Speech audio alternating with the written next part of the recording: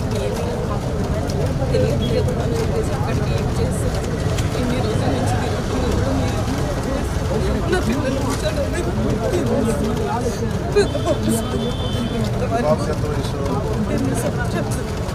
ఈ పక్కన తెలుసు సార్ ఇప్పుడు దానికి మేము కుటుంబానికి కూడా నేను చెప్పుకోలేదు సార్ హాస్పిటల్లో చదువుకుంటామని చెప్పలేదు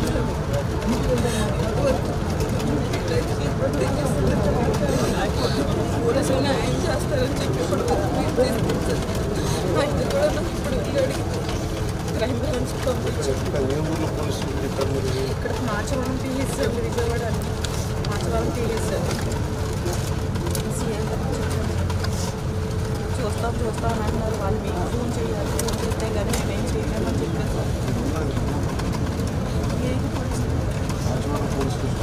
ఎఫ్ఐఆర్ పెట్టాను సార్ నమస్కారం సార్ నా దగ్గరికి శివకుమారి గారు అని చెప్పి జాతీయ institute of global health private కంపెనీలో పనిచేస్తున్నారు. వాళ్ళు వాళ్ళ అబ్బాయిని ఒక 8 months బ్యాక్ కిడ్నాప్ చేశారని ఒక కేసు వచ్చింది సార్. వాళ్ళ అమ్మాయిని అది 8 months అది మనకి ఎఫ్ఐఆర్ కూడా ఉంది సార్. ఒకసారి మీరు చూసి కొంచెం ఒకసారి అప్డేట్ ఇవ్వండి sir please sir. Request sir పంపిస్తాను సార్. మన కేకే గారిని పంపిస్తాను సార్. అవును పంపిస్తాను సార్. చూడండి సార్.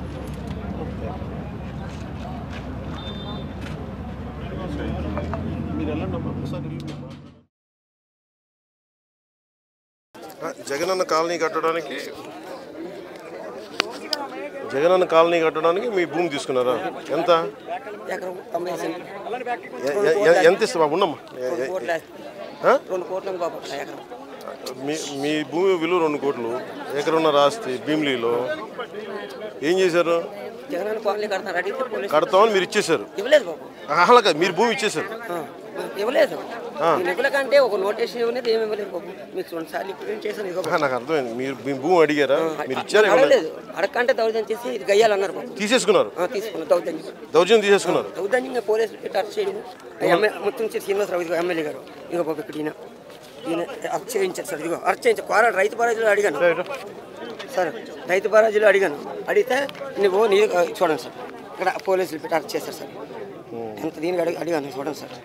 నన్ను చాలా ఇబ్బంది పెట్టారు సార్. నా మానసికంగా మీ దగ్గరికి వచ్చాను బాబు. అప్పుడు విజయవాడ అప్పుడు కలిసారన్న వచ్చాను బాబు.